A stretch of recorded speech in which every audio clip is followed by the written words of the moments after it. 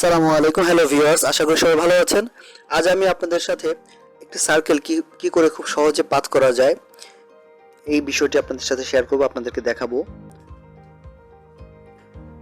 সার্কেলগুলো পাত করার ক্ষেত্রে আমরা ম্যানুয়ালি যদি পেন টুল দিয়ে পাত করতে যাই, সেক্ষেত্রে পাতটি সঠিক সার্কেল হয় না বা করা যায় না। এটা করার জন্য আমাদের আরেকটি থিওরি রয়েছে। ইলিপস টুল, টুলবারে ইলিপস টুল নামে একটা টুল রয়েছে। ইলিপস টুল দিয়ে এই পাতগুলো, সার্কেল পাতগুলো খুব সহজেই করা যায় এবং পাথ ফাইন্ডার থেকে এক্সপান্ড করে এই পাতগুলোকে কেটে বিভিন্ন আকৃতিতে শেপে নিয়ে আসা যায়। তো এই বিষয়গুলি আজকে আপনাদের সাথে আমি শেয়ার করব একটি ছোট্ট একটি টাস্কের মাধ্যমে, একটি ছোট্ট একটি ক্লাসের মাধ্যমে। আশা করি আপনাদের ভালো লাগবে।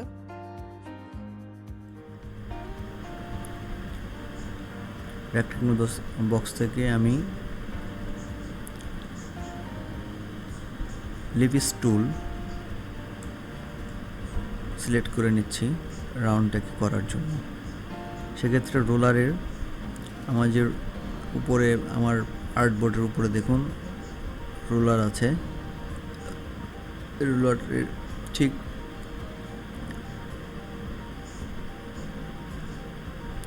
টপে লেফট সাইডের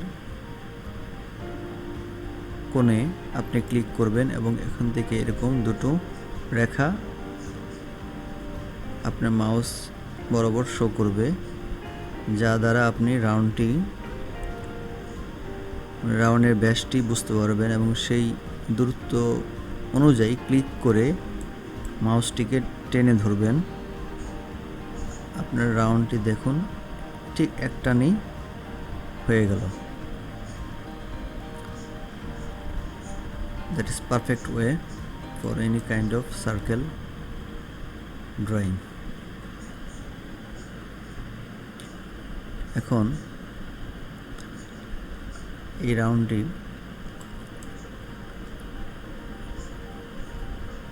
আমাকে বুঝতে হবে কত পার্সেন্ট রিডিউস করলে এই রাউন্ডটি এই পর্যায়ে আসবে, অথবা আমি অল্প অল্প করেও ছোট করে নিতে পারি। সেই ক্ষেত্রে স্কেল, কিবোর্ডের S for school, S click করলে এবং এন্টার দিলে আপনি স্কেল পাবেন।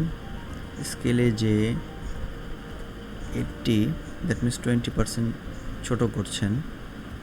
কপি, হ্যাঁ প্রায় হয়ে গিয়েছে। এখন আপনি সিলেকশন টুল দিয়ে ফিনিশিংটা টানবেন ঠিক এইভাবে। অ্যাঙ্করের কোণগুলো ধরে হালকা নিচের দিকে নিয়ে আসুন। ড্রয়িংটি চোখে দেখে রাউন্ডটি আপনি মিলিয়ে নিন।